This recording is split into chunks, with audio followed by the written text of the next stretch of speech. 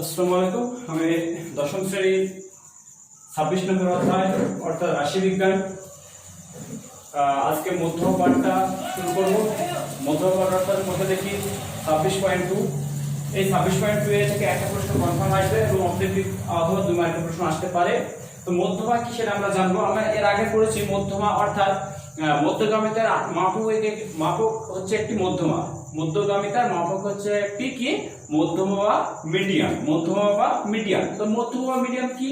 কিছু তথ্য অবিন্যস্তভাবে সাজানো থাকবে, সেই তথ্যগুলোকে আমি মানের অধক্রমে বা ঊর্ধ্বক্রমে সাজিয়ে যে মধ্যমানটা পাবো, অথবা মধ্যমান একটা হতে পারে, দুটো হতে পারে। তাহলে একটা হলে সে মিডিলটা হবে মধ্যমান, অথবা যদি দুটো হয় তাহলে সেই দুটো মানের গড় মানটা হবে কি মধ্যমা। তো দেখা যাক। তো মধ্যমা বলতে আরেকবার বলছি, কোনো অবিন্যস্ত তথ্য থাকবে, সেই তথ্যগুলোকে আমি মানের অধক্রম বা ঊর্ধ্বক্রমে সাজাবো। সাজানোর পরে যে মধ্যমানটি অথবা দুটি মধ্যমানের গড়টাই হবে মধ্যমা। তো মধ্যমা দেখি। তো এখানে বলছে দেখো মধ্যমা, তো ধরি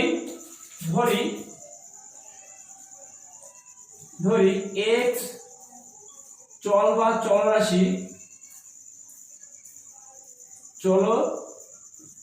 রাশির nটি মান আছে। কটা মান আছে? nটি, x1 x2 x3 xn পর্যন্ত হলো। তো একে মানের ঊর্ধ্বক্রমে সাজাবো। অতএব মানের ঊর্ধ্বক্রমে সাজিয়ে x1 গ্রেটার দেন, মানে ঊর্ধ্বক্রমে x1 less than x2 less than x3 less than x4 মানে কি ছোট থেকে বড়তে যাচ্ছে। অর্থাৎ কি হবে, ছোট থেকে আমি বড়তে যাচ্ছে। এটা লেস দেন হিসেবে সাজাতে পারে অথবা পরপর সাজিয়ে নেব। মানের ঊর্ধ্বক্রমে সাজাচ্ছি কি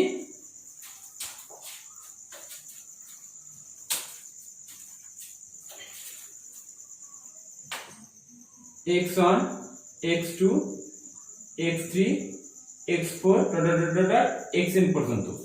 যেখানে কি x1 অবশ্যই কি হবে, xn বড় হবে, ছোট হবে। মানের ঊর্ধ্বক্রমে x1 less than x2 less than x3 less than xn।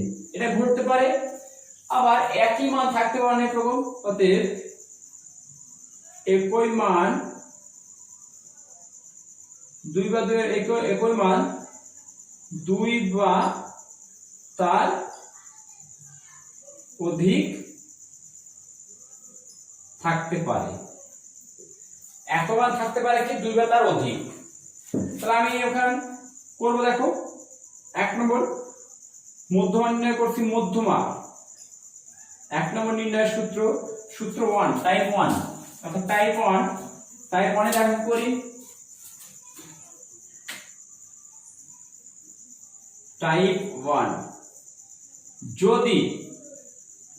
যদি n ইকুয়াল টু অযুগ্ম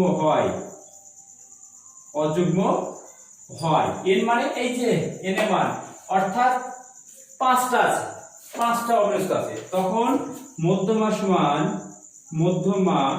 সমান n প্লাস 1/2 তম পদ, এততম পদ। যেমন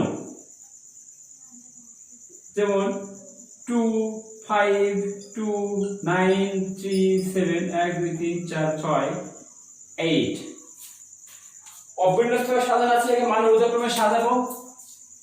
আমি উপরে মুছছি, দেখো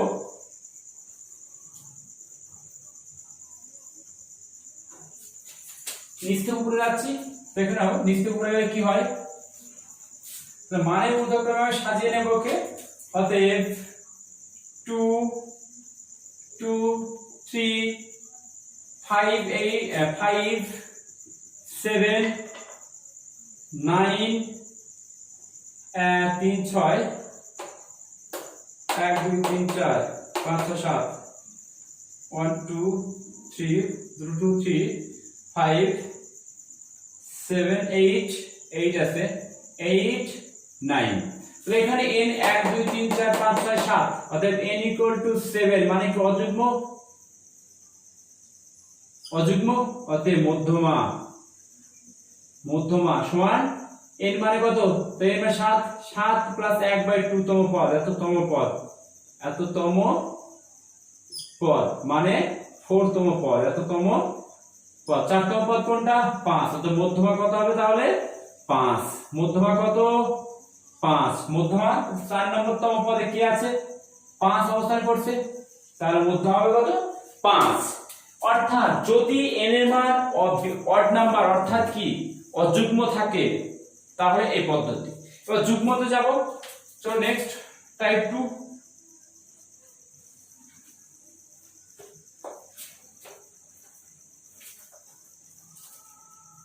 টাইপ 2,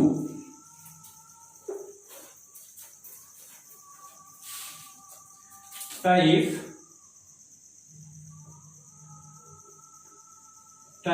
2, টাইপ 2 তে কি হচ্ছে দেখো, যদি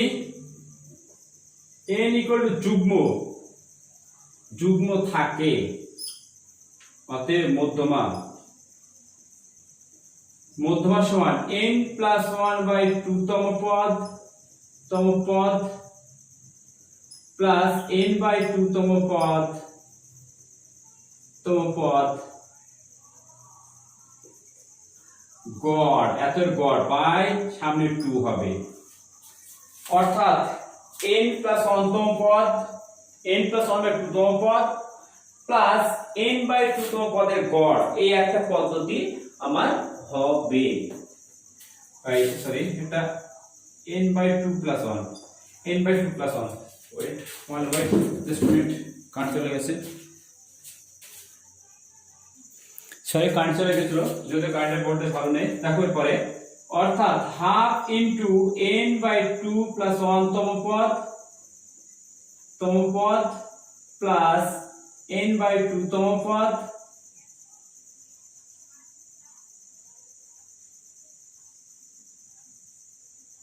গড়, গড়। যেমন উদাহরণ দেখো, উপরে যাচ্ছে উদাহরণ, এই উদাহরণটা আমি ধরবো, না ধরে অন্য একটা ধরি।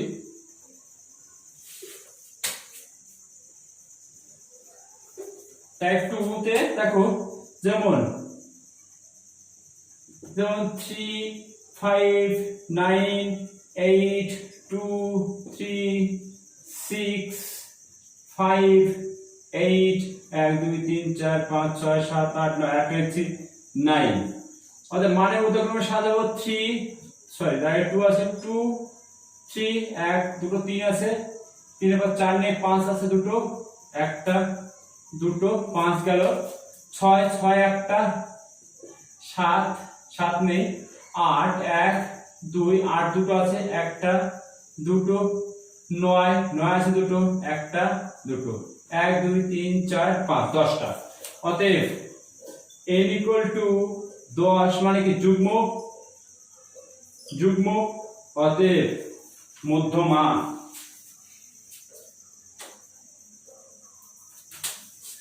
মধ্যমা অতএব মধ্যমা কি বলেছি দেখো n/2, তাহলে n মানে কত 10, তার আগে হাফ হবে 10/2 + 1 সেকেন্ড ব্র্যাকেট প্লাস 10/2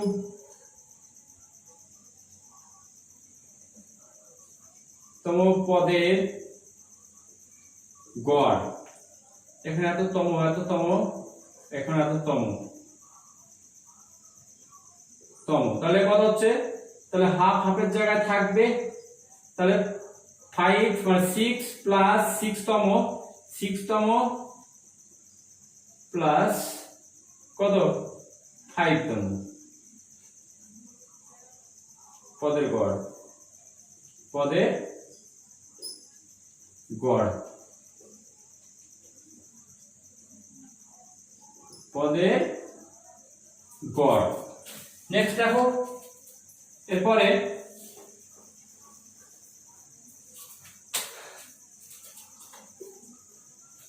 হাফ হাফের জায়গায় থাকলো 6 তম পদ 1 2 3 4 5 6 6 6 প্লাস পঞ্চতম 5 5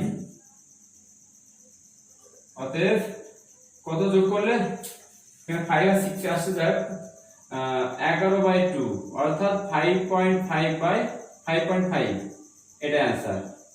এই গেল একটা সূত্র গেল। এরপর নেক্সট সূত্র দেখো। এরপর দেখো আমি এতক্ষণ করলাম যদি কোনো অবিন্যস্ত পদ্ধতিতে তথ্য দেওয়া থাকে সেগুলো শুধুমাত্র কি তথ্য দেওয়া থাকবে, পরিসংখ্যা দেওয়া থাকবে না, সেই ক্ষেত্রে মধ্যমা নির্ণয় দুটো টাইপ হলো টাইপ 1 অর্থাৎ যুগ্ম আর টাইপ 2 অযুগ্ম। এরপরে দেখো পরবর্তী পার্ট।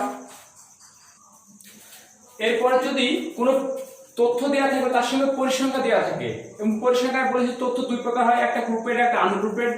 আনগ্রুপেড ডাটা দেওয়া থাকবে তখন আনগ্রুপেড ডাটা আর পরিসংখ্যা দেওয়া আছে, তখন কিভাবে মধ্যমা বার করব, তখন আমাকে বার করতে হবে আনগ্রুপেড ডাটা থাকবে তার সঙ্গে পরিসংখ্যা দেওয়া থাকবে, আর পরিসংখ্যা হচ্ছে আমি কি ক্ষুদ্রতা ক্রমযোগী পরিসংখ্যা বার করলেও সেই নিয়মে আমি একটা পার করব, সেটা আমি করতে গিয়ে বুঝবো।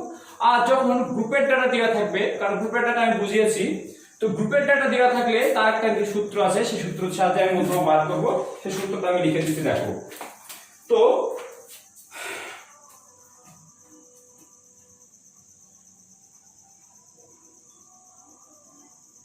গ্রুপের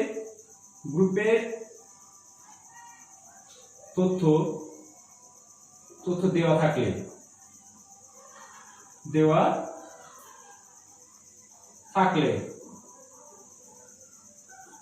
তখন কি করবে, সূত্র হচ্ছে কি মধ্যমা L ইকুয়াল টু L নয়, মধ্যমা equal to L plus n/2 minus CF by F into H। বুঝতে হবে এগুলো কি। L বলতে কি বোঝায়, শ্রেণীর নিম্নতম ভ্যালু, অর্থাৎ মধ্যমা শ্রেণীর নিম্ন শ্রেণীসীমানা, মধ্যমা শ্রেণীর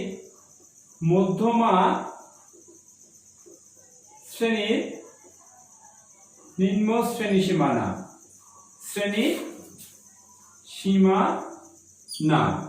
L গেল। n/2 বলতে কি, যেটা বার করছিলাম n এর পরিসংখ্যা বাই 2, টোটাল পরিসংখ্যা বাই 2, পর্যবেক্ষণ সংখ্যা, অর্থাৎ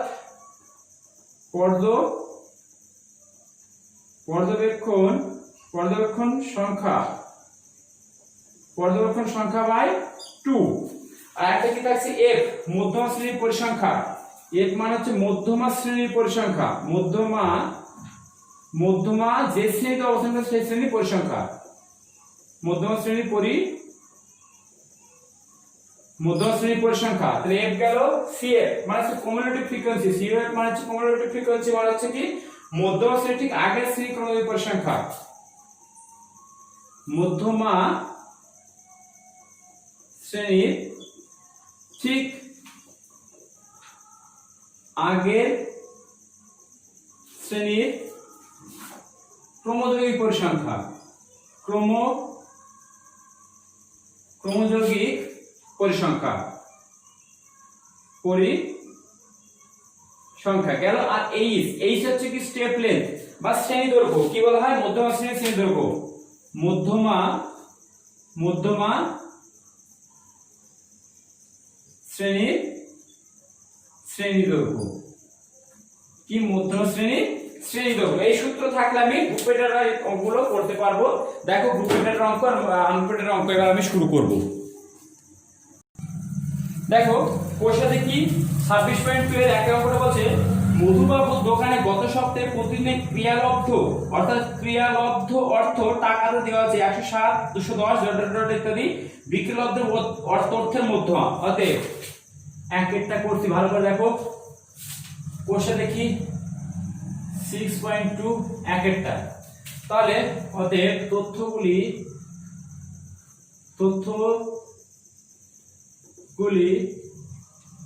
মানের ঊর্ধ্বক্রমে সাজিয়ে পায়। মানের ঊর্ধ্বক্রমে সাজাবো কি কি আছে দেখো, পরপর সাজাবো। সব থেকে ছোট মান হচ্ছে 52, 52, তারপর কত আছে 52, 92, 75, 75, তারপর 92, 52, 75, 92, এরপর আছে 75 92 107 107 এরপর হচ্ছে 113 113 195 195 আর আছে 210 210 1 2 3 4 5 6 7 বই দেখো 1 2 3 4 5 6 7 গুণে নিতে হবে কটা আছে তাহলে এখানে 7 অতএব n = কি অযুগ্ম কত এখানে 7 অতএব মধ্যমা এখানে কি বলেছিলাম n + 1/2 তম পদ এততম পদ মধ্যমা সমান তাহলে n মানে কত 7 + 1/2 তম পদ এততম পদ অর্থাৎ 4তম পদ তাহলে 4তম পদে কত 1 2 3 4 107 অর্থাৎ মধ্যমা কত 107 অর্থাৎ 107 টাকা মধ্যমা কত 107 টাকা এক একটা গেল এরপর 2 এর অঙ্কটা পড়ো 2 এর অঙ্কটা ভালো দেখো পড়ে কি বলছে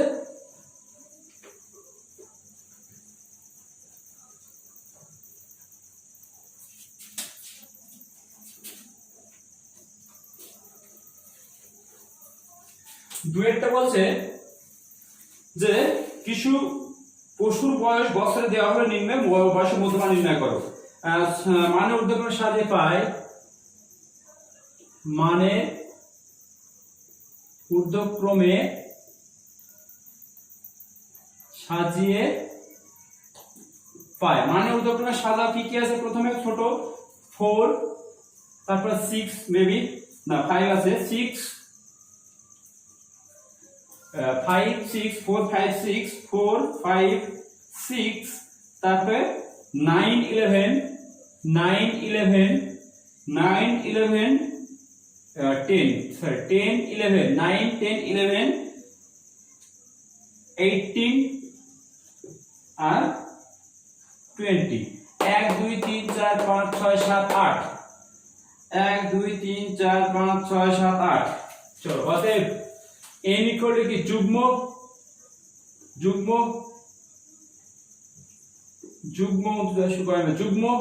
মানে কত 8 অতএব মধ্যমা সবথেকে শর্টকাট প্রসেস হাফ ইনটু কি বলেছিলাম এটা অর্ধেক করব অর্ধেক প্লাস তার থেকে এক বেশি অর্থাৎ কত 4তম পদ 4তম প্লাস 4তম পদ প্লাস 5তম পদ এর গড় তাহলে হাফ ইনটু 4তম পদ 1 2 3 4 9 আর 5তম পদ হচ্ছে 10 যোগ করো 19/2 মানে হচ্ছে কত 19/2 তার মানে হচ্ছে 9.5 এত বছর দুইটা দেখো এরপর পরবর্তী অঙ্কটা দেখো এটা পরে পরবর্তী অঙ্ক করব এরপর দেখো 5 5 6 7 পেজ নম্বর 349 দেখে না ভালো করে 5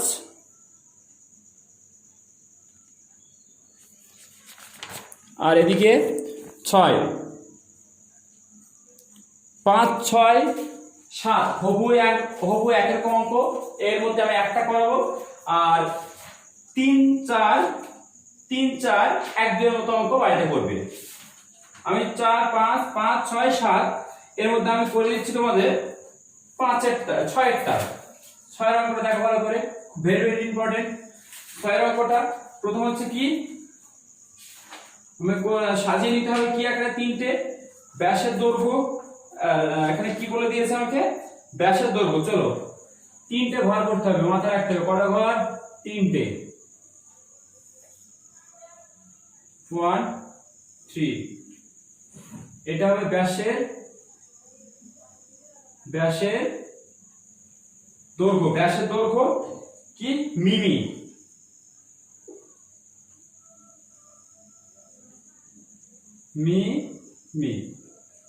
ব্যাসের দৈর্ঘ্য তারপর হচ্ছে পরিসংখ্যা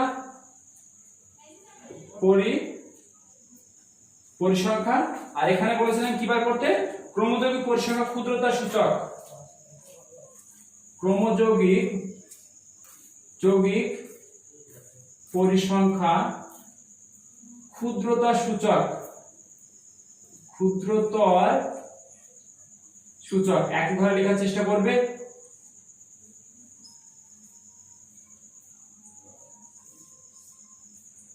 ক্রমজয়ী পরিসংখ্যা ক্ষুদ্রতর সূচক,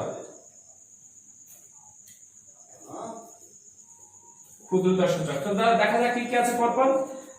18 19 20 21 22, 18 19 20 21 22 23 24 25, 23 24 25। ঘরটা এনে নেবো আমি, ঘরটা নেওয়ার সুবিধা হবে। প্রথমে ঘরটা নিলে বেটার, ঘরটা টেনে নিই, কারণ সব ইকুয়াল লাগবে, দেখতে ভালো লাগবে।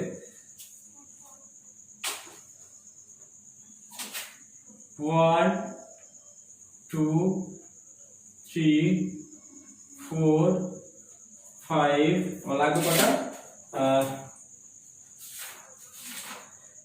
1 2 3 4 5 6 7 8, 8 9টা।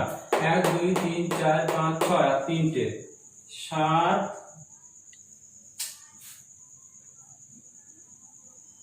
7 9 হয়েছে। আর একটা করে নিই, এটা 10 করে নেব। একটা ঘর আমাকে ক্ষুদ্রতর ক্রমজয়ী সংখ্যা যোগ করতে হবে, একটা আর এই একটা। কি কি আছে তো দেখালে, কি কি আছে? 18 19 18 19 20 21 22 23 24 25 এর পর্যন্ত।